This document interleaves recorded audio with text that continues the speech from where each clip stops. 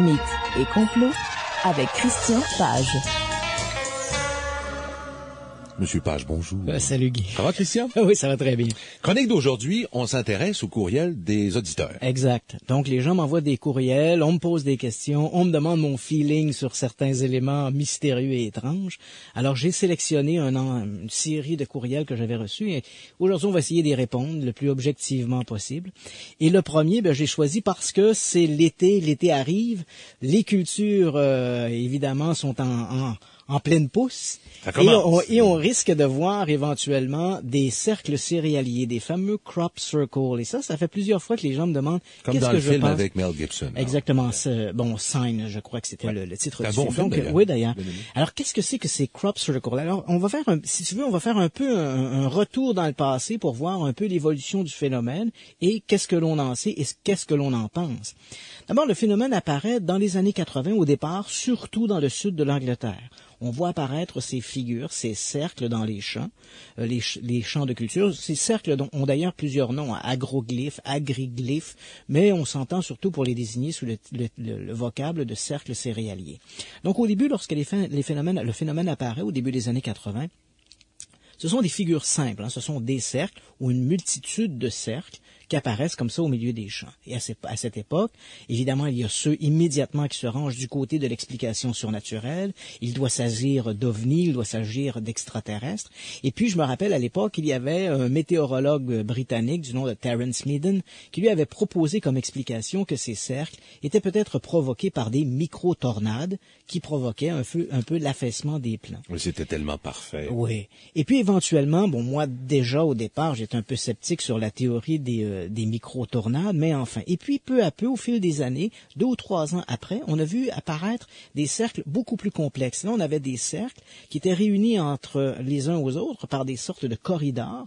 Et là, on voit encore une fois ce Terence Meaden qui arrive et puis il nous présente une théorie plus élastique de ces micro-tornades. Et là, il y avait des plasmas impliqués là-dedans, alors que rapidement, de l'autre côté, il y avait ceux qui disaient c'est beaucoup trop complexe pour être dû au hasard, il doit y avoir une intelligence derrière ça. Que cette intelligence vienne du village d'à côté ou de Bételgeuse, c'était clair qu'il y avait quelque chose derrière ça. Et puis finalement, le phénomène est devenu excessivement complexe. Et là, on a vu apparaître des figures toujours plus mystérieuses, plus étranges. Et puis voilà, coup de théâtre. Au début des années 90, 2 retraités, Doug Bauer et Dave Chorley, arrivent et nous disent « les cercles céréaliers, c'est eux ». Donc, avec une planche, une corde, de façon assez simple, ils réussissaient à coucher la nuit venue, donc ils profitaient de la nuit, allaient dans les champs et avec une corde, une planche, on couchait le blé et on faisait des sortes de figures comme ça, assez simplement. Et pour garder une symétrie, on prenait un point central. Ouais, exact. Et évidemment, tout ça et évidemment, lorsque l'explication a été proposée et ça a été fait devant des caméras de télévision, l'histoire est un peu morte au feuilleton. Mais pourtant, les cercles céréaliers ont continué et les tenants d'une explication surnaturelle ont rapidement fait le calcul en disant « oui, mais certaines années, on a recensé jusqu'à 800 cercles. Donc, si on considère qu'on a 3 mois à peu près pour les temps de culture, Doug Bauer et Dave Chorley ne se sont pas reposés beaucoup. Ils devaient faire 3, 4, 5 cercles par nuit. Alors là, évidemment, dû au nombre, on est retourné à une explication un peu fantastique et surnaturelle. Et puis bon, évidemment, ça a attiré toutes sortes de gens intéressés par l'ésotérisme. On allait là, on se mettait en position du lotus dans le milieu des cercles et on faisait des Aum et compagnie. Donc, des cercles comme ça, on en a vu beaucoup en Angleterre et ce phénomène-là a été reproduit ailleurs dans le monde. Ici même au Canada, on a eu des cercles céréaliers. Aux États-Unis, même au Québec, j'avais été interviewé il y a quelques années au milieu d'un cercle céréalier qui s'était produit en Montérégie, qu'on avait observé en Montérégie. Et donc, on voit que ce phénomène-là n'a pas de frontières. On le retrouve un peu partout. Je tiens ici à faire un aparté entre le phénomène des cercles céréaliers et les phénomènes qu'on appelle, j'aime pas beaucoup l'expression, mais nids de soucoupe. Faut se rappeler que dans les années 60, l'expression soucoupe volante était très à la mode. Et à certaines reprises, on avait observé, au lendemain du passage d'un ovni, des traces laissées au sol, et les médias avaient baptisé ça nid de soucoupe. Donc, des nids de soucoupe, des traces laissées au sol après le passage d'un ovni, c'est quand même assez différent de ces fameux cercles céréaliers. Puis je vais te donner un exemple, si tu le veux bien. Ouais, je vais te donner un exemple. Ici, au Québec, par exemple, on a eu un cas de traces au sol très important. Et je le sais pour avoir été principalement impliqué dans l'investigation qui entourait ça. Ça se passe en novembre 1989. On est à Sainte-Marie-de-Monoir. C'est un tout petit village en Montérégie, juste aux côtés de Marieville. En fait, le village aujourd'hui a été fusionné avec Sainte-Angèle-de-Monoir et Marieville, tout ça. Donc, aux petites heures du matin, donc à l'aurore, ce 20 novembre 1989, des gens de la région sont réveillés par des lumières dans le ciel. Et l'un d'entre eux, je dirais que celui qui est en position privilégiée, voit, en regardant par la fenêtre de chez lui, il est tiré de son sommeil, il tire le rideau et regarde, et voit la maison en face de chez lui. De l'autre, il y a comme un petit parc. En fait, c'est une sorte de cercle, une rue qui forme un cercle, au milieu duquel il y a un parc. Et de l'autre côté, donc, de ce cercle, il voit la maison de son voisin d'en face, et là, il voit des lumières qui semblent, qui ont un mouvement ascensionnel. Ce sont des lumières qui semblent s'élever de derrière la maison de son voisin. Évidemment, tout ça est très curieux. Il va me décrire que ces lumières-là ressemblaient à des lumières d'un véhicule 4x4 ou encore les fenêtres d'un wagon qui serait allumé durant la nuit quand on regarde un train passer. Donc, ces lumières-là vont s'élever, elles s'éteignent, et puis quelques secondes après, les lumières vont réapparaître, elles se sont déplacées un peu vers l'est. Elles vont refaire 3 ou 4 fois le même mouvement et ensuite elles vont disparaître définitivement. 48 heures après cet événement-là, on va trouver sur le terrain vague, de là à la verticale de l'endroit où on a vu ces lumières s'élever, on va trouver un cercle de 20 mètres de diamètre où l'herbe a reverdi comme en été. Et là, il faut se rappeler, on est le 20 novembre 1989. Les gens sont tellement surpris de voir ce cercle apparaître au milieu de ce champ en friche qu'ils vont contacter la GRC. Christian, jusqu'à ce détail-là, les gens, comme moi d'ailleurs, on dit, c'est arrangé avec le gars des vues, mais ça, c'est plus difficile à expliquer. Voilà, absolument. Alors, les gens sont tellement surpris de voir apparaître ce cercle, parce que ce terrain en friche, ils l'ont sous les yeux tous les jours. Ils savent bien que 48 heures avant, ce cercle-là n'était pas présent dans le champ. Ils vont contacter la gendarmerie royale, c'est l'agent Antonio D'Angelo du département de Saint-Jean-sur-Richelieu qui est appelé à enquêter sur l'affaire. Et comme moi, je viens de Saint-Jean-sur-Richelieu, je suis un petit peu un king, moi, dans mon village. Donc, je suis rapidement mis au courant de la situation. Je me rends sur place et j'assiste, je vois ce cercle-là.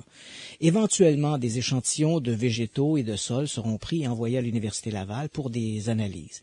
Et si l'on accepte que cette dynamisation du sol s'est produite dans un court espace de temps, on parle de 48 heures, on a constaté que le taux de chlorophylle avait augmenté de 10 fois et le taux d'azote avait monté de 5 fois. Il n'existe aucun phénomène mécanique ou artificiel qui est artificiel ou naturel, qui pourrait reproduire une dynamisation du sol aussi rapidement. Donc là, on est en présence de quelque chose qui s'est produit. Je ne sais pas si ce sont des extraterrestres venus de Bételgeuse qui sont venus ensemencer notre champ, mais une chose est certaine, on est en présence d'un phénomène qui ne s'explique pas. Et aujourd'hui, presque 30 ans après ces événements, on ne l'explique toujours pas. Quelque chose s'est produit ce soir-là, qui est associé à un phénomène lumineux qui a redynamisé le sol au mois de novembre, comme ça ne s'était jamais vu avant et comme ça ne s'est jamais reproduit ensuite. Ça s'explique pas. Ça ne s'explique pas. Mais on peut sûrement supposer une couple d'explications. Non, jusqu'à maintenant, on a proposé, même des gens d'Environnement Canada sont venus, ils ont fait des prélèvements de sol. Et jusqu'à maintenant, on n'a aucune explication à fournir. Il ne s'agit pas d'un phénomène naturel, il ne s'agit pas de la présence de champignons. L'idée du canular est à peu près exclue. Donc, on ignore ce qui a pu se produire, qui a pu provoquer ce phénomène-là. Et je m'arrête là. C'est-à-dire que je n'irai pas à proposer des explications d'ordre surnaturel. Je n'ai fait que constater le fait. Et ce fait-là nous montre bien qu'il y a eu une anomalie qui a été enregistrée sur un sol, qui est observée sur le sol après l'observation de lumière. Dans le cas présent, on parlait d'un phénomène où le sol où les végétaux avaient simplement reverdi. Le gazon semblait un peu comme couché, comme s'il avait été soufflé par une espèce de ventilateur. C'est très différent de ces fameux cercles céréaliers où là, l'herbe est couchée en ligne rayonnante et il n'y a pas vraiment de modification dans le sol, si ce n'est que ces plantes qui sont couchées. C'est vrai que probablement des auditeurs vont dire, d'après certains récits, d'après certains comptes rendus, des analyses auraient été faites et ces analyses-là auraient démontré des modifications dans le génome des plantes. Je peux te dire que ces résultats-là sont faux et ces résultats-là ne reposent pas sur des études rigoureuses comme ça a été fait par exemple à Sainte-Marie-de-Monoir. Donc, il faut éliminer ces histoires d'analyse-là. Lorsqu'on parle de cercle céréalier, on parle essentiellement de champs de céréales où les plants ont été couchés. L'agent de police, D'Angelo, oui. Celui dont vous parliez tout à l'heure, lui, dans son rapport, quand il ferme son rapport, c'est inscrit « Inexplicable. Donc, observation d'OVNI. Il faut dire que la gendarmerie, ici on fait un peu un aparté, mais le rôle de la gendarmerie, c'est toujours de s'assurer qu'il n'y a pas de danger pour la population. À cette époque, en 1989, le rôle de la GRC était de colliger l'information relative à une pseudo-observation d'OVNI. Ce rapport-là était envoyé au Centre national de la recherche à Ottawa, et là, c'était là-bas qu'on décidait si oui ou non on donnait suite à cette investigation. Dans le cas de la trace de Sainte-Marie-de-Mont-Noir, ce sont des groupes d'enquêteurs privés, je pense notamment à l'ufologue québécois, le François Bourbeau, qui avait été appelé à enquêter là-dessus, mais ce sont réellement des groupes privés qui sont occupés d'enquêter sur ces incidents-là. Donc, dans notre cas de cercle céréalier, là, on parle essentiellement de plans qui ont été couchés.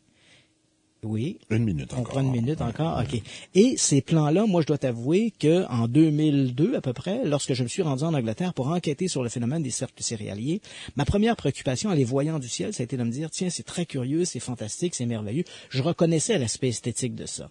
Mais quand je suis arrivé au sol et j'ai regardé les cercles de plus près, crois-moi, Guy, n'importe qui peut faire ça avec un minimum de temps. Une planche, une corde, ça se fait très, très bien. Et même, j'ai pu rencontrer des gens... Les techniques, et j'ai même rencontré des gens... Et c'est évidemment ces gens-là, j'ai rencontré des gens qui appellent ça, eux, du land art. Ce sont des gens qui, sous le couvert de l'anonymat, s'amusent à faire ces traces-là. Donc, il ne faut pas voir là-dedans, à moins d'une preuve concrète, il ne faut pas voir dans les cercles de céréales un phénomène surnaturel. Certains auditeurs t'ont questionné sur les rods, sur les orbs. Oui. On va en parler au retour de la publicité. OK, excellent. Mais entre-temps, je te demande de méditer sur un phénomène qu'il faudrait tenter de nous expliquer aussi, celui de la hausse des prix de l'essence. Ah, ça, je n'ai jamais trouvé d'explication à ça. Peut-être que les extraterrestres ont quelque chose à y voir, tant et si bien que le prix pourrait passer, on vous le dit comme ça, là, c'est dans l'air, certaines stations ont déjà augmenté leur prix, on le faisait passer de 1,29,4 à presque une pièce 40 le litre.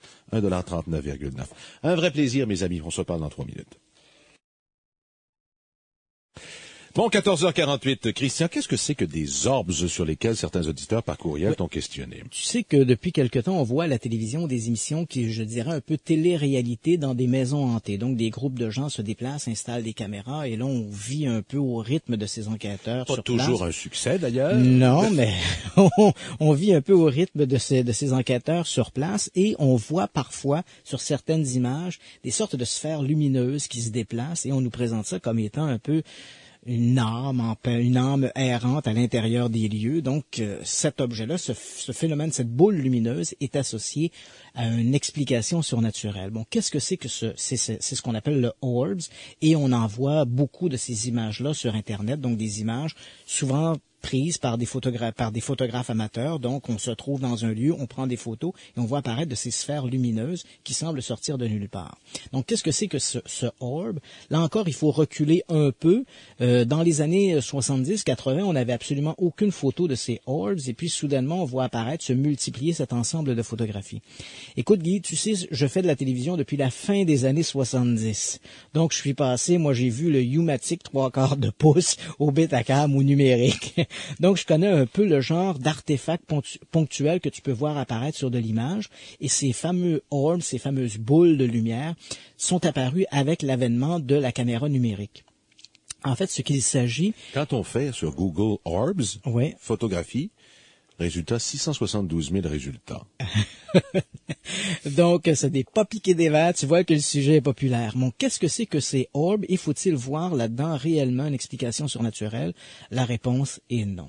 Les orbs, en fait, apparaissent avec l'avènement de la caméra numérique. Ça, j'allais dire. Et ce qui se produit, en fait, c'est que le phénomène, et surtout, on voit surtout de ces images-là tourner lors de prises à la caméra infrarouge, donc dans l'obscurité. On a une sorte d'éclairage qui donne un peu à l'image un aspect verdâtre, et on voit apparaître ces objets-là. Ce sont toujours des objets, ce sont de la poussière, des gouttelettes d'eau. Qui sont dans la lentille? Qui flottent dans l'air. Et il faut bien comprendre que l'éclairage, notamment en infrarouge, la façon dont la lumière infrarouge va se refléter sur des objets, des poussières, des pollens qui sont dans l'air, cette lumière-là ne présentera pas la même caractéristique que lorsque l'on filme dans un spectre de lumière. Il y en a des très gros.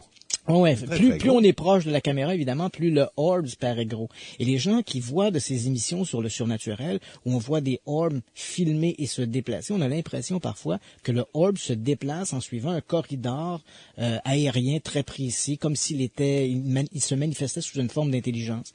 En fait, il faut se rappeler que lorsqu'on est dans une maison, il y a des gens qui se déplacent, qui entraînent des mouvements dans l'air. Il peut y avoir des fenêtres qui sont ouvertes, qui vont entraîner également des mouvements dans l'air, et un pollen ou une poussière qui est dans l'air, qui va refléter de la lumière infrarouge, donnant un aspect de orbe, évidemment, va se déplacer en suivant ces corridors-là, qui peut donner à l'observateur l'impression que le phénomène est intelligent. Mais en réalité, il ne s'agit que de poussière, de particules d'eau qui sont en suspension dans l'air, n'importe quoi, et qui reflètent la lumière de la caméra numérique ou encore de la lumière infrarouge qui donne cet aspect-là. Alors, c'est un peu de la poudre aux yeux. Excusez-nous, là. On peut essayer de se rendre intéressant auprès des membres de la famille avec une photographie semblable, mais en fait, c'est que nous, on a raté notre coup, notre appareil est pas bon, point. Exactement. Et les gens, lorsque l'on regarde des émissions à caractère surnaturel et on nous présente ces images-là en essayant de nous faire croire qu'il s'agit d'une manifestation surnaturelle, on nous dupe littéralement parce qu'il n'y a aucune explication d'ordre surnaturel derrière ces phénomènes-là. Ce sont des artefacts ponctuels qui apparaissent devant la caméra et qui est dû à l'éclairage et à des particules en suspension dans l'air. Maintenant, l'autre phénomène... Sur lequel les auditeurs te questionnent, ce sont des rods. Les rods. Et là, on est tout à fait dans le même... En fait, on se trouve dans la même zone frontière. Je peux faire le même exercice oui, sur absolument. Google? Okay, donc, si on se trouve dans la même zone frontière que les fameux orbs, c'est-à-dire qu'on voit apparaître avec l'avènement de la caméra numérique de ces fameux rods. Et qu'est-ce que c'est qu'un rods? À en croire les amateurs de surnaturel, les rods seraient des sortes d'insectes ou d'animaux, de créatures mystérieuses dont les déplacements aériens seraient si rapides qu'il serait impossible d'être vus à l'œil nu. Donc, ces objets-là ne peuvent être vus, ces insectes ou ces objets ne peuvent être vus qu'en regardant un film, image par image. Et là, soudainement, on voit apparaître cette sorte de zébrure, cette lignature dans l'image. Ça, les rods, là, c'est un petit peu plus populaire que les orbs. Alors, 6 90 000 résultats en 0,26 secondes sur Google. Et regarde celle-ci que je te démontre, qu'on voit sur le site parascientifica.com. Oui. Quand même, ça ressemble vraiment à une créature vivante. Oui, absolument. Honnêtement, donc, on a comme l'impression, c'est ça, donc on a l'impression de voir une sorte d'ailette qui ressemble à une sorte de voilure qui tourne autour de la créature en question et elle se déplace comme ça devant la caméra. Il faut regarder image par image pour voir apparaître ce fameux rods. Et là, on se retrouve exactement dans la zone frontière de nos orbs. Ces créatures, ces rods, n'apparaissent qu'avec l'avènement de la caméra numérique. Et il s'agit encore là d'un artefact ponctuel qui apparaît sur l'image, qui est provoqué indubitablement par des insectes. Mais t'es bien décevant, tu pètes nos bulles. Ben oui, je sais. Donc, on a fait moi-même, je me suis amusé à un moment donné à faire le test. J'avais placé au-dessus d'un marécage où il y avait énormément d'insectes, une caméra qui filmait en numérique et une caméra qui filmait en Betacam, donc un enregistrement numérique. Okay. Un enregistrement magnétique, c'est-à-dire.